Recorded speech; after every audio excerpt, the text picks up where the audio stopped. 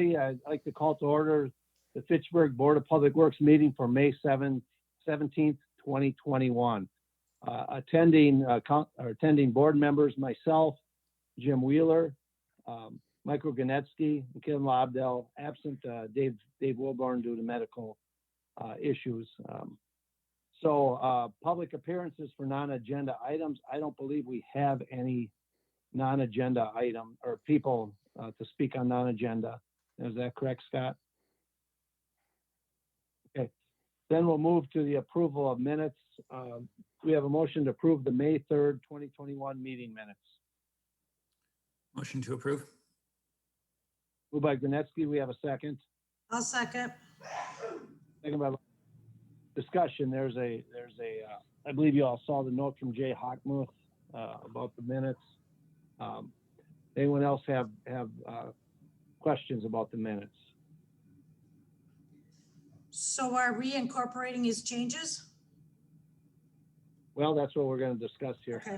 Okay. So my recollection, I'm wrong, we moved to approve in discussion for an amendment to delay any action or defer until I believe we said the next Board of Public Works meeting or the May 25th council meeting. The intent of the minutes was to show that we were taking no action at the last meeting. Is that what all of you interpreted the minutes to indicate? Yes. Okay. Yes. That was my intent. I don't believe we need to amend them. We moved to delay that, and I believe that's what the minutes indicate. I read Jay's note. I'm not sure. I don't really feel we need to change anything. Our actions will be moving forward here tonight. So, all in favor of approval of the May 3rd, 2021 meeting minutes as submitted, signify by saying aye. Aye. Aye. Aye. Okay. Motion carries. Next, agenda item 4, report from the department head, Mr. Bill Balke. Bill, lead us off here. Yep, we're in orange barrel season as usual for this time of year. Fish Hatchery Road is under construction. Our northeast water main loop is still ongoing with construction. Subdivisions are picking up with some paving being done, or the curb and gutter just being completed out in Stoner Prairie, grading out there for Crescent Crossing. We're getting close to putting down the gravel out at Terra Vesta. We're reviewing some plans for the Fitchburg townhomes located off of Notre Dame Drive.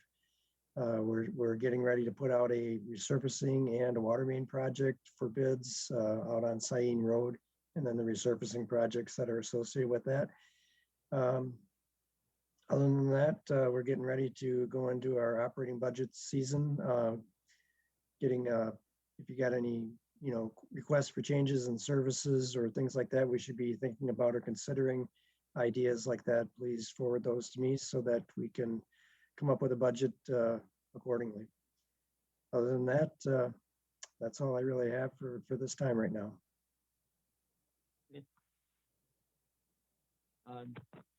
Jim, did you have any comment on the note we received from Elizabeth on Sain Road, or anything we'd want to ask Bill about that, about the signs? No, I thought your email was okay. Okay.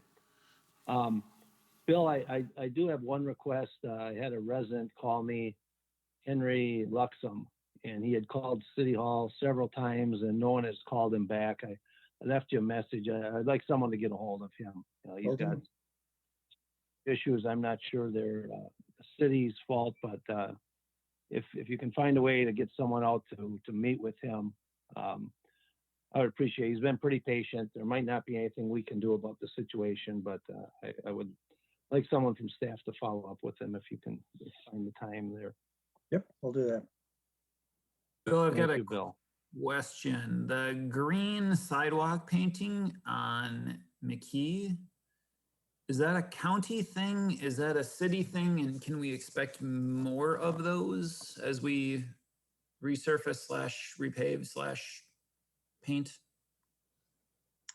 Yeah, those are kind of our pilot areas that we started out with McKee, and there's going to be some on Fish Hatchery Road too, where the path crossings are for intersections along the west side of the road on Fish Hatchery Road in the new section.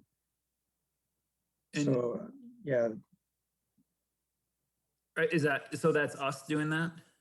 yes, it was part of it's along our city roads, right? And what's the, I guess, what was the thought process behind doing a pilot? Are we analyzing traffic accidents before and after?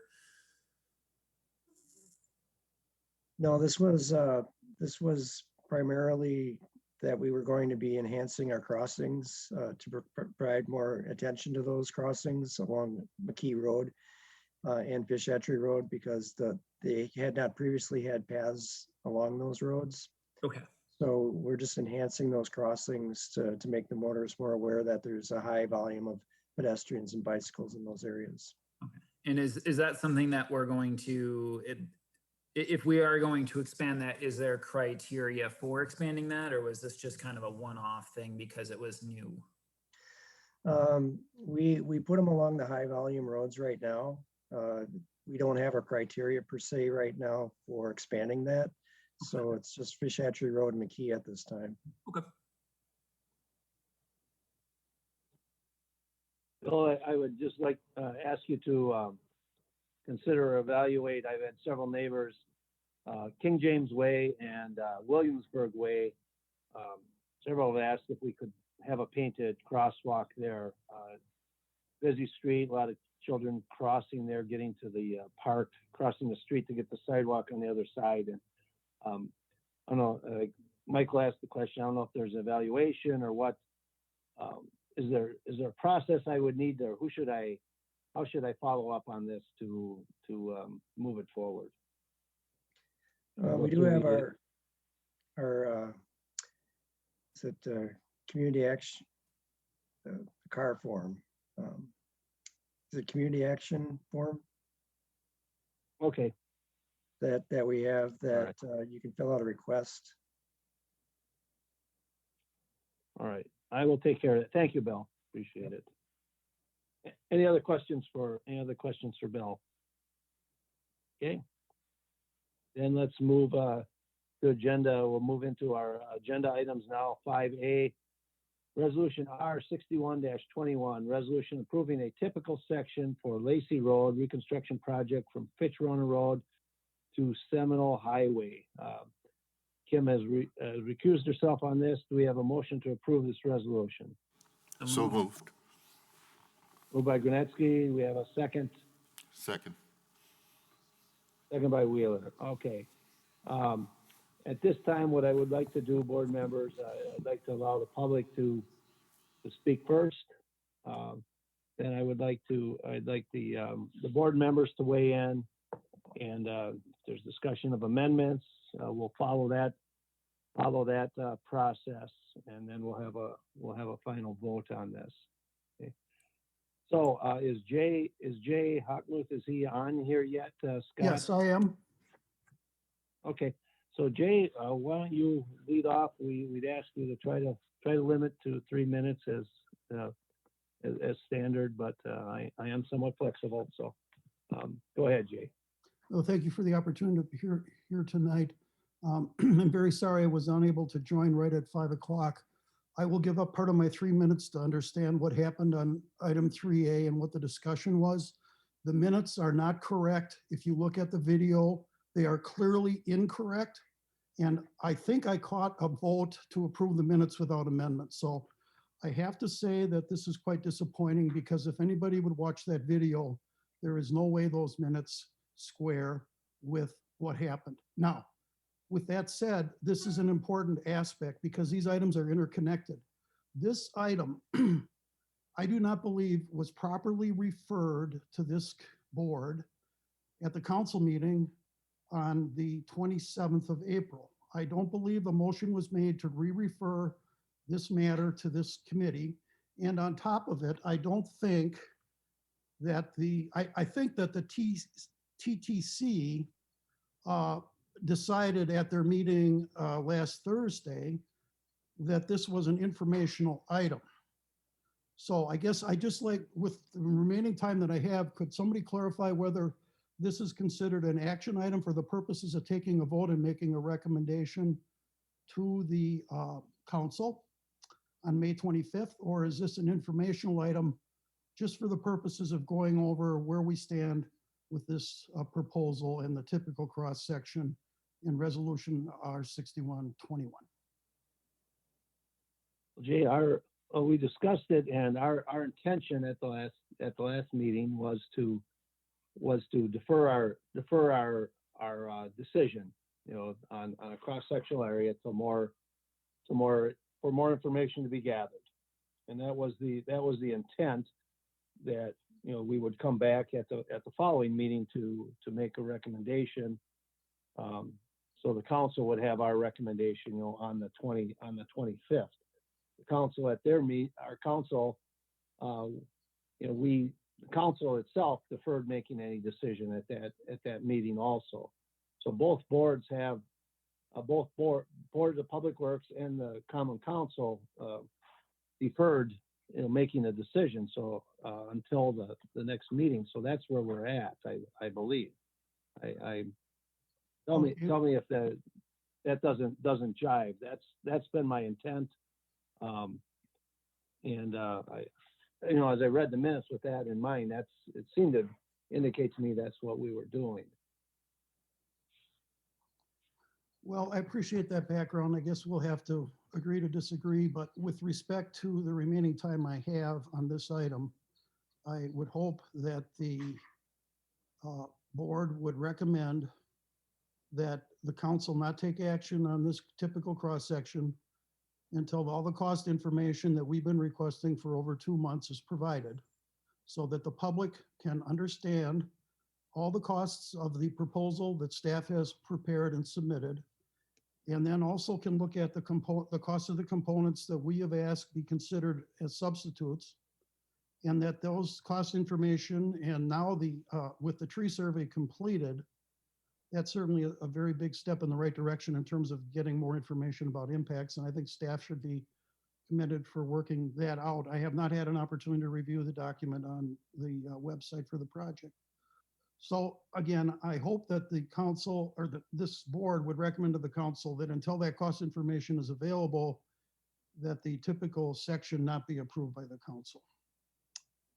And if failing that consideration and approach, then I guess I'll again reaffirm our request that this board revise our R6121 in accordance with the revisions that we have previously submitted to this board in April and again at this meeting, so that the environmental footprint of this project is reduced, and what would you say? The character of this area is preserved while making appropriate safety improvements and providing additional biking and other access between the two endpoints of this project.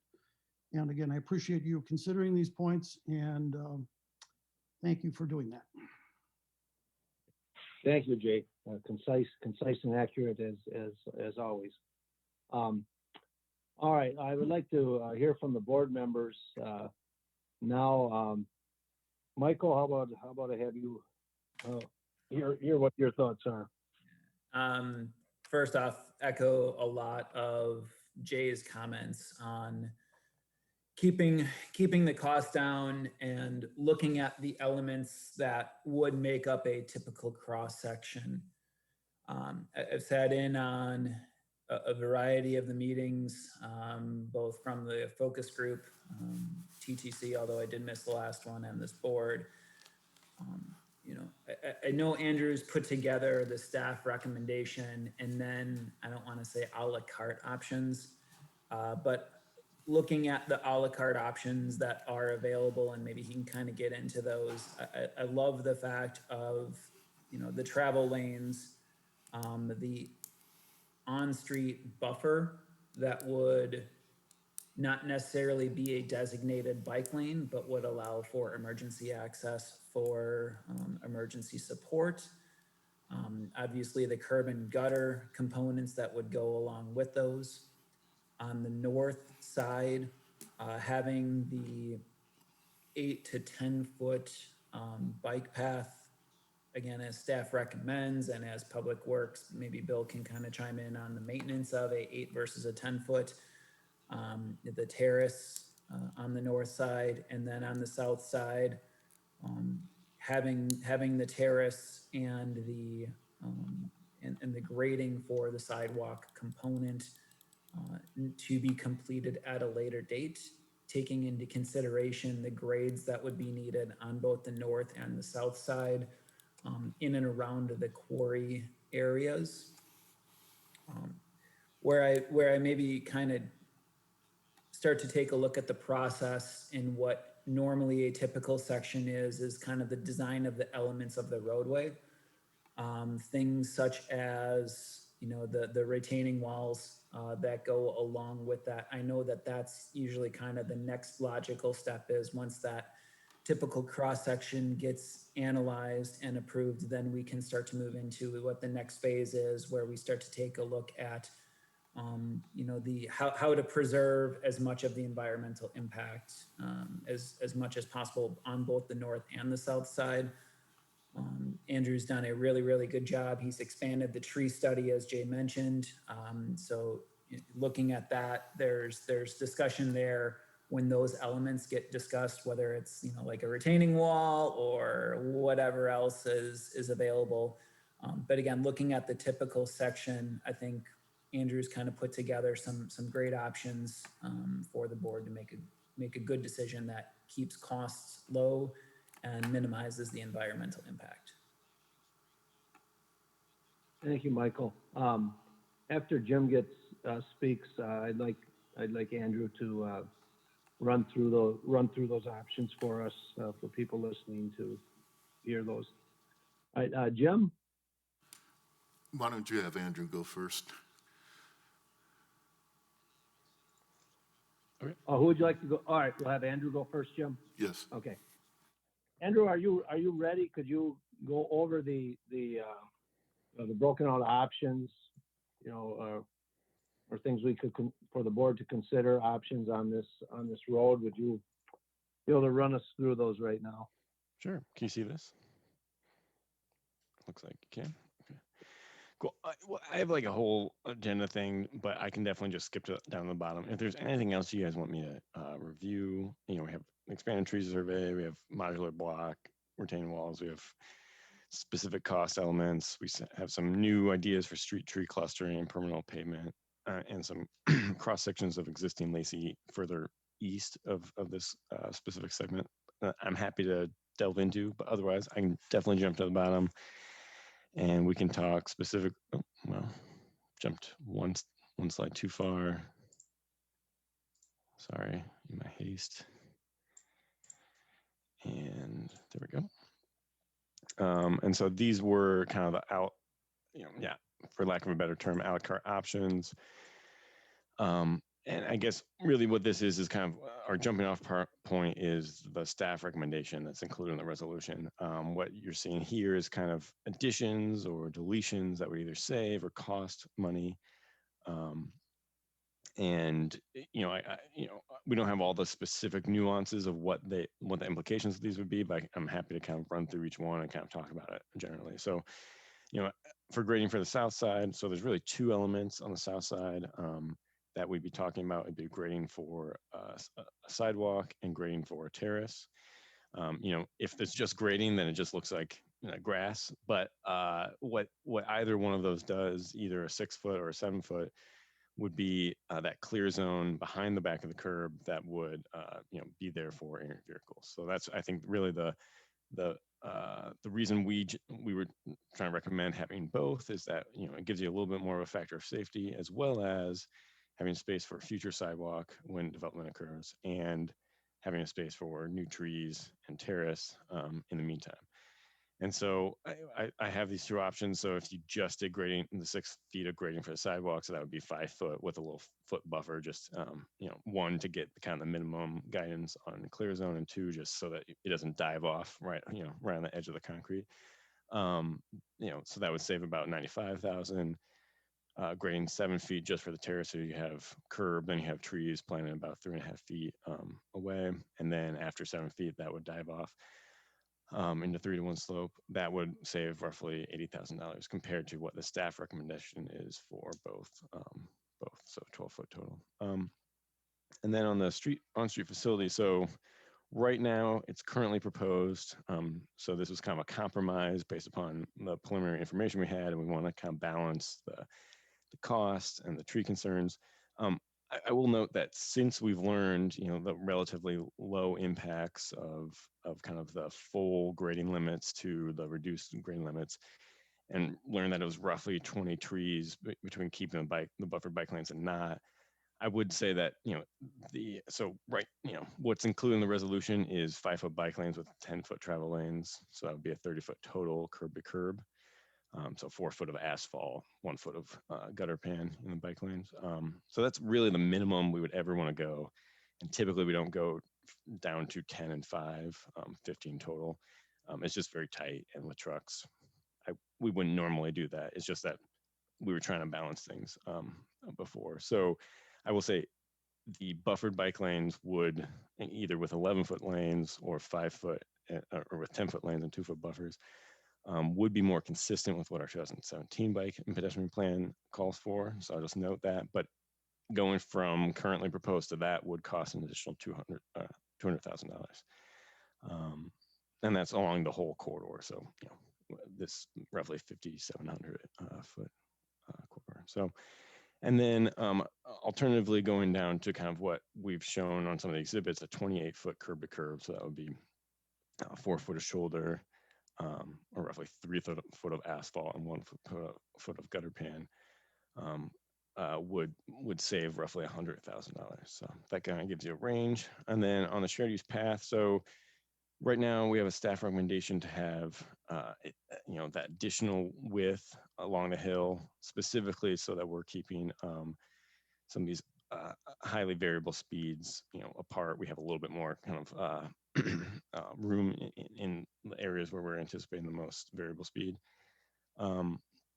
We could go back to just a 10-foot everywhere. So that would save roughly 10K. It's really not that much width when we're only talking about maybe 500 feet or so. And so that would be kind of on either side of Commerce Park Drive. That's really where we see the highest grade differential.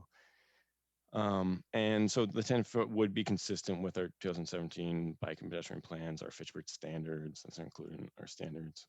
And so that is definitely possible, and it would save a little bit of money. I'll note that, you know, we do have an 8-foot option on here, so that would be the minimum for a two-way path. You know, FHWA guidance is 10-foot minimum with 8 foot in constrained spaces. So it would be possible to do 8 foot, certainly in some of these places, but I would say, you know, it saves some money, 60K, compared to the 10 and 12 in variable places. But it is, you know, substandard to what our Fitchburg standards are, and really more meant for, you know, I guess most modern standards are moving more to a 10. Again, it's not to say it's not workable, but when we're talking about, you know, a $6 million project, 60K might be worth it if we can attract a few more users to the facility. So that's kind of the a la carte options. I'm happy to talk about any more of the nuances if you have any questions.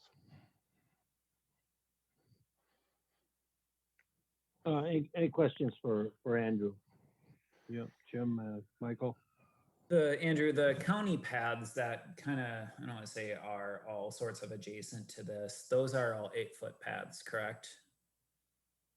I think you're talking about like Badger State Trail or Military Ridge. Yeah.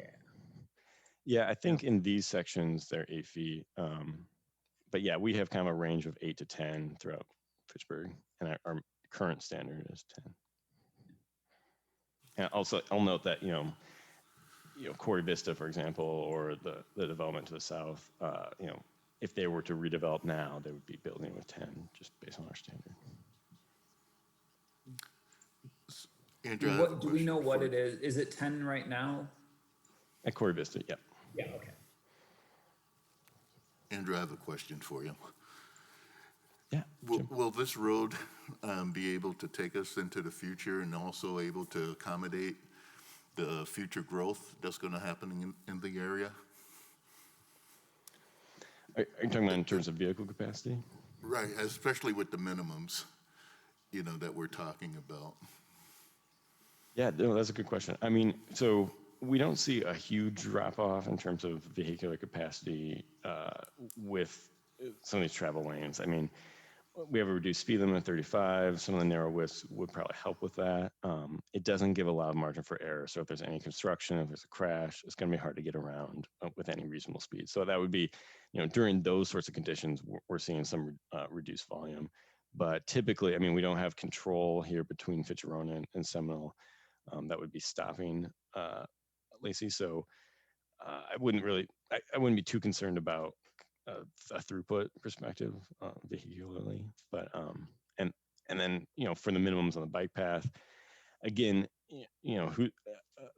it's certainly possible that this would be sufficient width for most folks. I mean, we're not talking about a huge crush load here. Other bike facilities around the region should be able to, 8 feet should be able to accommodate that. It's more from a comfort perspective, and I think that's true of the on-street bike facilities as well. We don't anticipate a lot of side street crashes. It's not the most common crash, but it's certainly, as we get tighter and tighter, those would be more possible, and certainly where we're sacrificing the comfort. So I think most of these are less a capacity issue and more of a comfort / kind of keeping variable speed modes, as far apart from each other as possible. Did I answer your question? And I'd like to ask you one. Sure. With the bike path, most of the road, the construction is relatively straightforward. It's over the hill, and that's where most of our environmental concerns are. Could we move the bike path, essentially next to the road, and have a wall or a concrete barrier, so that we didn't have to go as far into the hill? We'd have to say an 8-foot path and then say 4-foot swale, and then you grade up. Is that an option? I would expect that would reduce our environmental footprint here. So you're talking about the swale north of the path? Is that right? The swale would be north of the path. Yep. Yeah, it would have to. We can't have the drainage from the land coming down and having to go across the path to. I think that Terry's in that particular sense. I think the main argument would be snow storage. I mean, if we're pushing, we're going to have to basically plow it twice, plow it once, and then plow that snow off the bike path if it's directly adjacent to each other. I think additionally, there's some comfort arguments to be made about kind of having a multi-use path directly adjacent to the roadway. And, despite the 6 inches of vertical separation, it still feels, you still feel that kind of side friction. It certainly is possible. And I think having, we have a 7-foot standard, but we could vary that specifically at the hill in order to reduce some of that. Again, we're talking about 7 feet or so. That certainly relates up, into more grading, and certainly a cost saving measure. I wouldn't say that that's, out of the realm possibilities, certainly, even with a typical section with up 7 feet. So yeah, it's definitely a possibility. It just comes with some implications potentially. Well, if we did it that way, it would just be next to the road over the hill.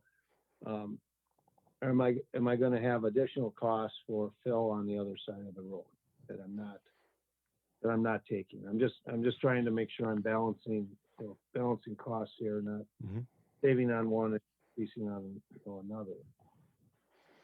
Yeah, no, that's a good question. I haven't done the balancing yet to see if we have more fill on the north side versus what we would need to fill on the south side. So I don't know if we're at that net that it wouldn't matter one way or another. But that's definitely analysis that we can do as we move forward. It's going to save money if we have basically like positive fill that we have somewhere to put. That's definitely going to save money from hauling away. But I don't know if we have enough places to fill on the south side.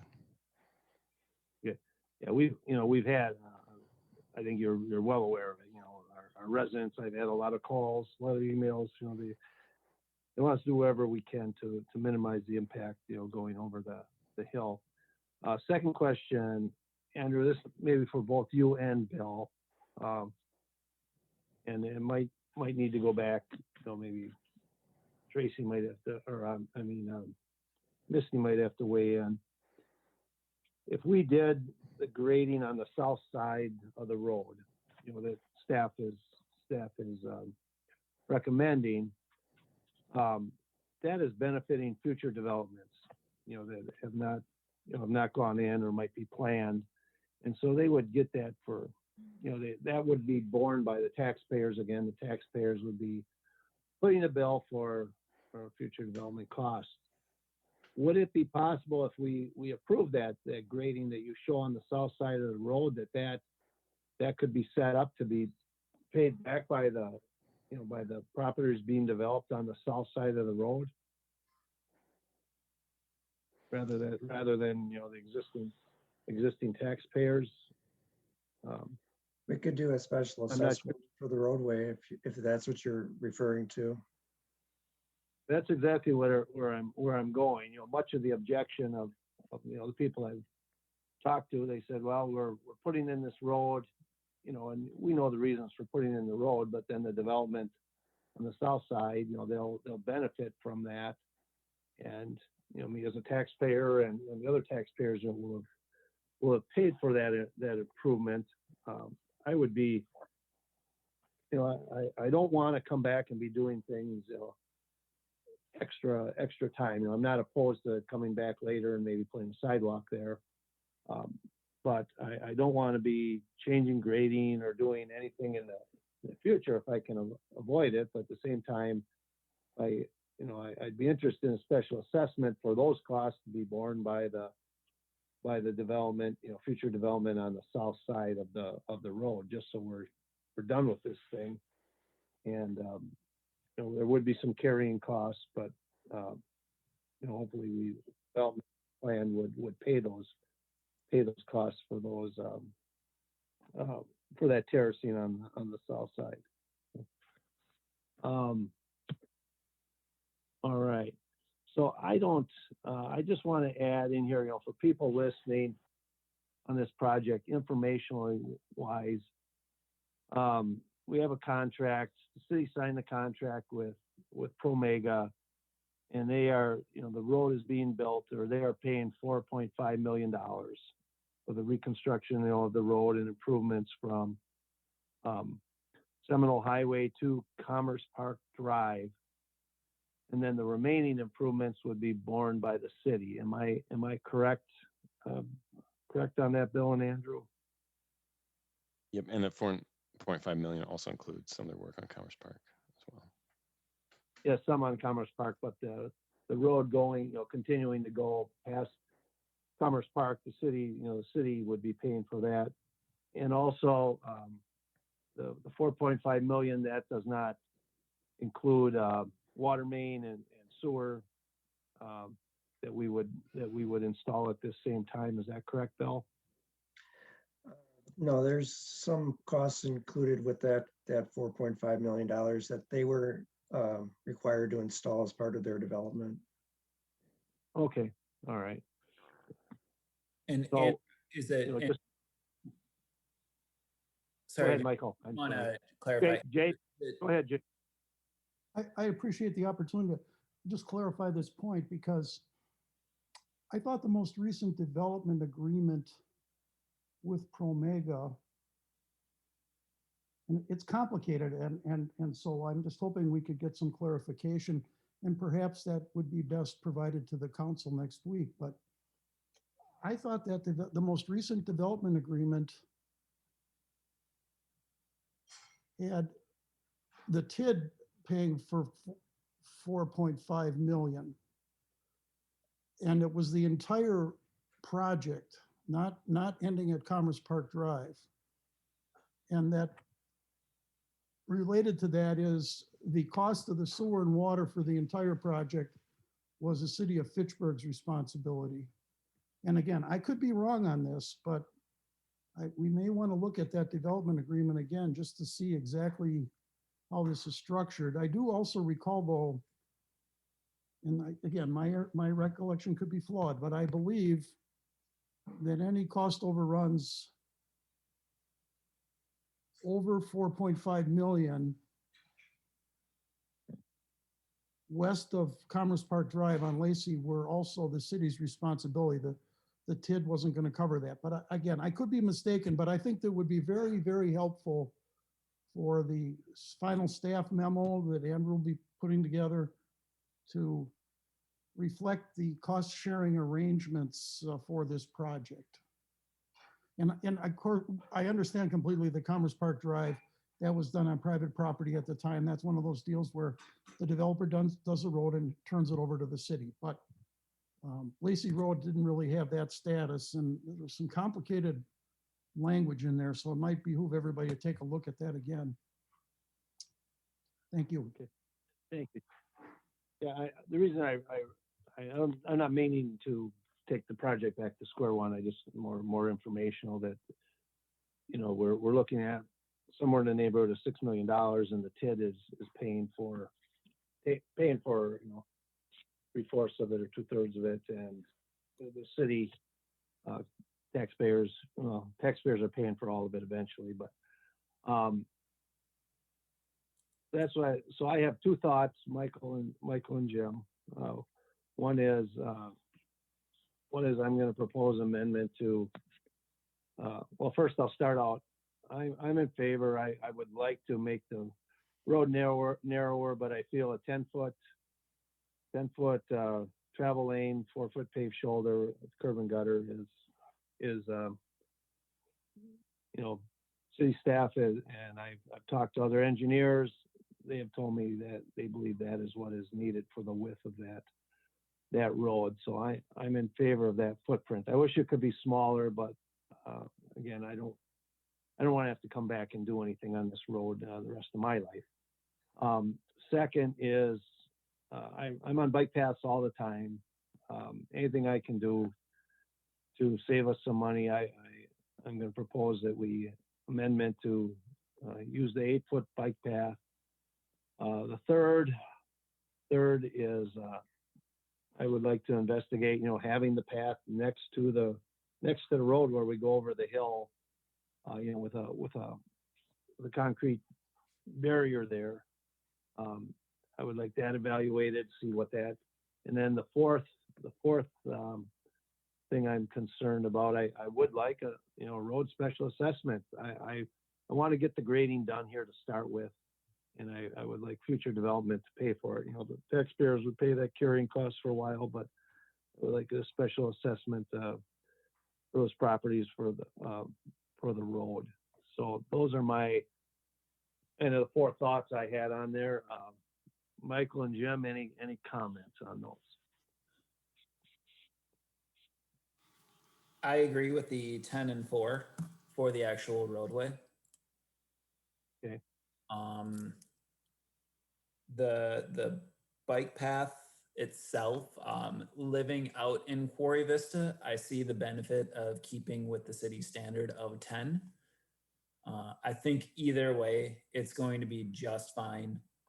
I think with the 4-foot shoulder, as it got pointed out to me at one point in these meetings, is that, you know, if you've got concerns about road bikers wanting to go fast on multi-use paths, street bikers are going to be street bikers, whether there's a lane there or not. I think having that 4-foot shoulder is something that, again, somewhat allows for the bikers to be on there, even though it may not necessarily be a designated area, but we have that small percentage of people that are comfortable riding on any street in many conditions. So I'm good with that.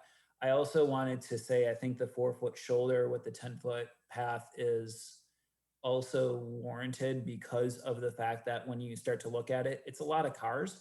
But it's also going to be a lot of dump trucks carrying stone to and fro from the quarries. So I think having that extra shoulder, you know, would help out, not necessarily have a median there. to kind of break up the traffic lanes. On the only other thing, David, I didn't hear from you was on the south side.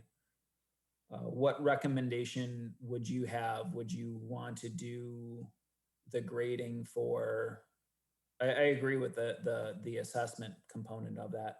Would you agree that we would do the whole lot, the grading for the terrace, the grading for the sidewalk? Andrew, I wasn't overly clear on how those options kind of broke out, 6 feet versus 7 feet versus 12 feet.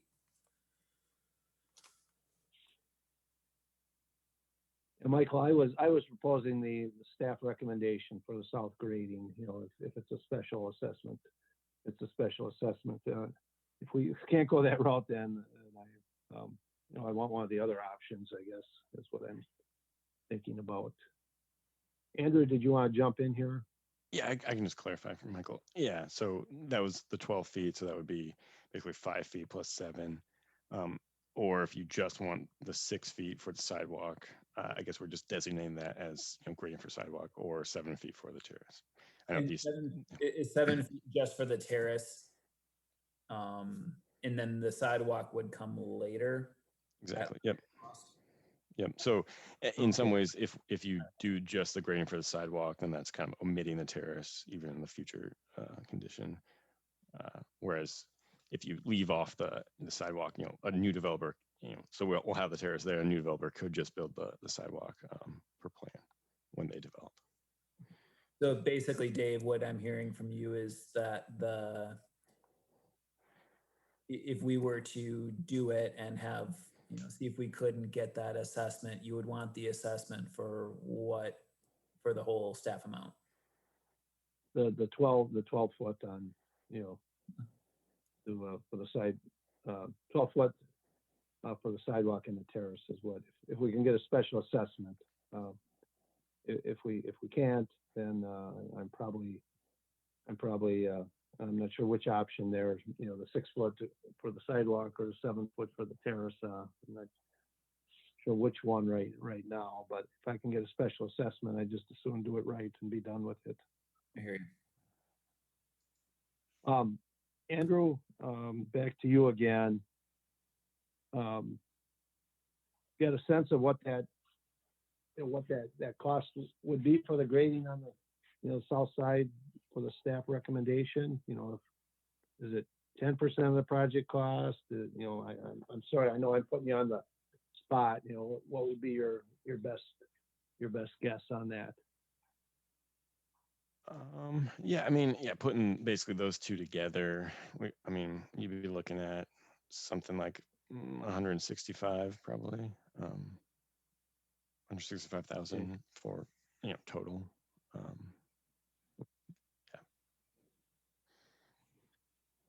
Jim, any comments on my rambling? Yeah, could you just go over that concrete barrier again? I think it was your point number 3. So I was looking to the proposal, you know, for the bike path. The plan that I saw last week, you know, would be we'd have the bike path. You know, it would be so many feet. Was it 12 feet from the road, Andrew? You know, it was relatively wide. You know, for that separation. And what I'm saying is, when we go over the hill, let's keep it next to the road. We'll put a concrete wall there and have it next to the road. So we'd have an 8 or 10 foot path, and there might be a 3 or 4 foot drainage swale, and then we grade up the hill, and that should narrow our footprint. And, you know, granted, the wall will cost us some money, but should reduce our environmental footprint on that section of road also. Got it. And I'm And comfortable with your other recommendations. Similar to where you go across the bridges on John Nolan Drive. You know, you are you're essentially right next to traffic. You know, there.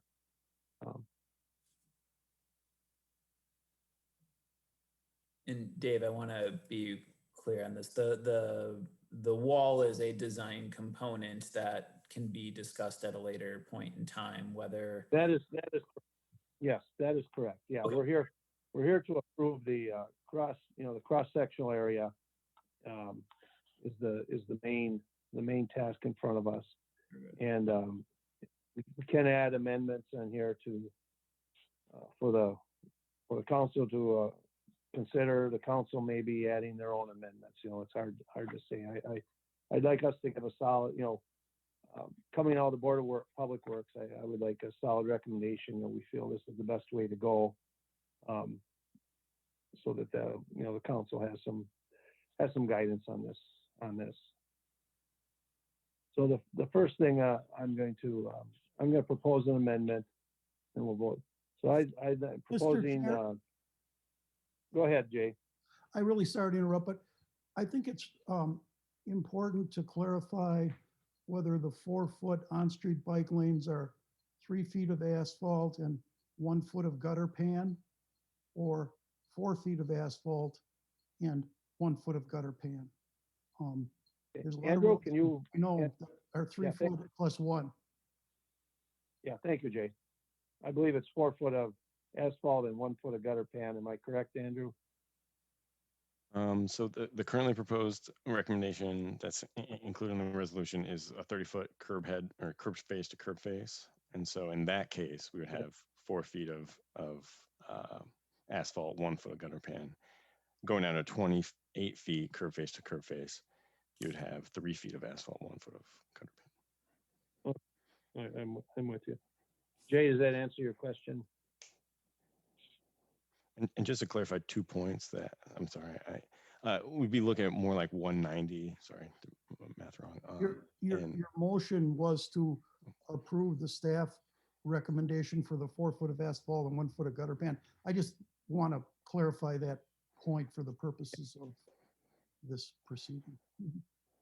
You are correct, Jay. Yep, that's correct. Thank you, Andrew, for that Thank you. clarification. And just one more, that we had 7 feet of terrace on both the north side and the south side. So just want to make that. I think you mentioned 12, but it could be variable width. But those are the only two. So the steps, Dave, Andrew, so you're saying the 7 foot, 10 foot, 10 or 8 foot path, and then 7 foot of terrace. Yep. Those are 17 feet essentially.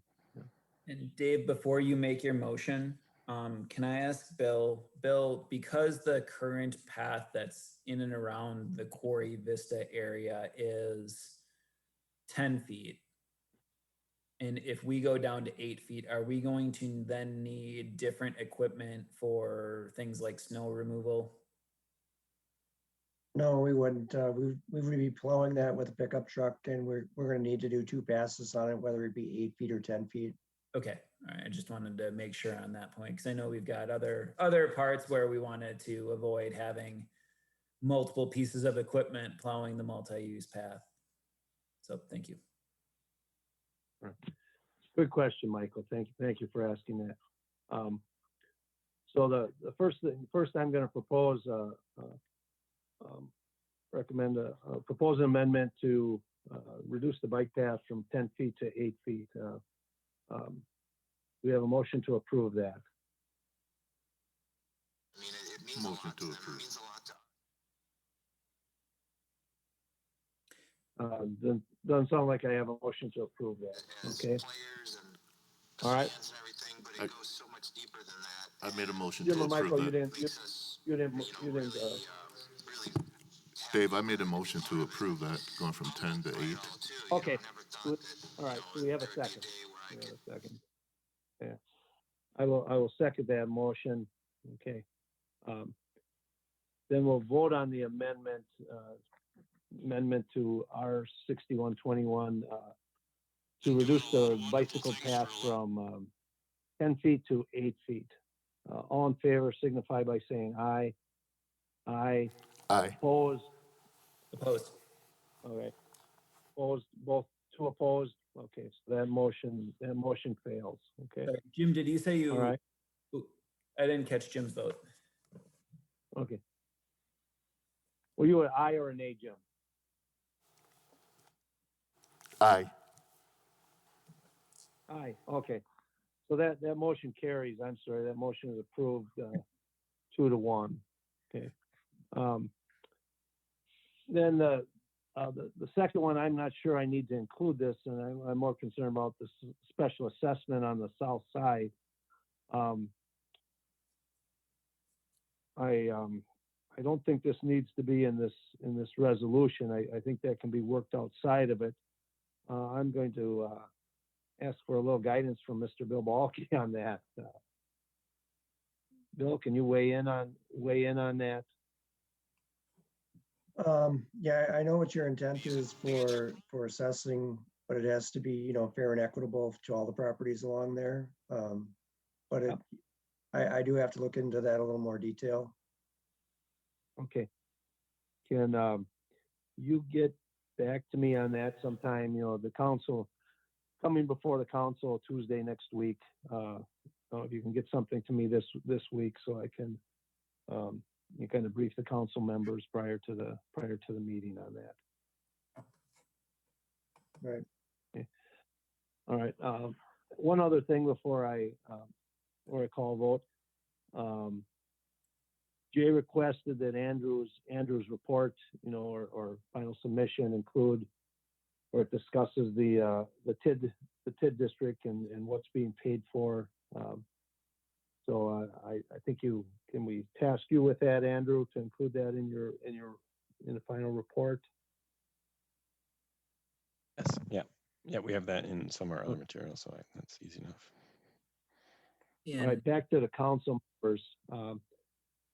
Jim or Michael, do you have any amendments you would like to propose? So is the current staff recommendation the 5-foot bike path or the 4-foot?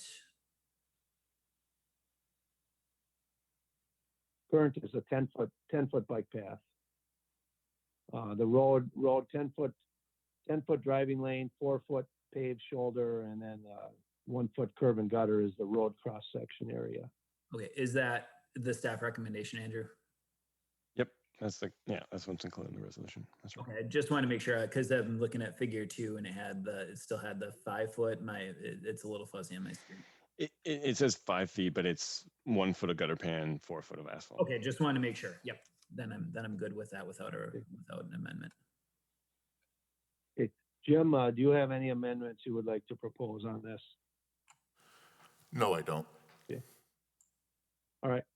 So we are going to be calling the vote on the amended resolution R6121. It calls for the road cross sectional area to be a 10-foot driving lane, 4-foot paved shoulder, 1-foot a gutter pan, and an 8-foot multi-use path on the north side. Also, this resolution, I'm going to the staff recommendation, you know, for the grading for the sidewalk and the terrace on the south side. With again, my intention is for special assessment. So that's what we'll be voting. I'm going to call the vote now. All in favor of amended resolution R6121 signify by saying aye. Aye. Aye. Aye. Motion carries. Thank you. Thank you for everyone involved. Stay tuned for the council meeting next week. We're going to continue to work on this. This is not the end. But we have a cross-sectional area so we can move ahead with some of the design. Andrew and Bill, thank you for your hard work, and Jay and the citizen committee, thank you for all your input on this. Okay. Next, we're going to move to agenda item 5 Bravo, resolution R9221, approving revision 1 to the Dane County cost share agreement to fund the county MM and McCoy Road traffic signals and intersection improvements. Do we have a motion to approve? Motion to approve. Moved by Granetsky. Do we have a second? Second. And I am Second by recused from Wheel. this one too, Dave, also. Thank you. Yeah, please have the minutes reflect that Kim Robdell had to recuse herself from this discussion. So on this one, we had, additional, there were things that came up that were identified that needed to be done during this design that were not in the scope of the engineering firm for their work. And so basically a change order for the additional work has been requested. Bill, can you, you want to give, maybe you can give me a little more detail on some of the components of these? We talked about them last week at council also. I mean, Yeah. at Board of Public Works last. Sure. Did we have a motion on this to approve? Yes, we do. Okay. Yeah, this agreement is actually with Dane County Highway Department, and it's our cost share agreement for the 10% split from our grant that we had for the project. What we did there is, as you had mentioned, we had some increased costs in the design to complete this. And as well as once we completed the 90% estimate, some of the costs were reflected in there. So this agreement with Dane County is reflecting our cost share agreement with them, that they'll be paying 67% or 2/3 of the project cost of that matching. And the city of Fitchburg is going to pay 1/3 of that. Thank you, Bill. Concise as always. All right. Any questions on this? All right, seeing none, we'll call the vote. All in favor of resolution R 92-21, signify by saying aye. Aye. Aye. Aye. Motion carries. Agenda item 5C, resolution R 103-21, authorizing acceptance of 2021 chip seal and crack seal repair program bid. Do we have a motion to approve? I'll move to approve. Moved by Lobdell. Do we have a second? Second. Second by Wheeler.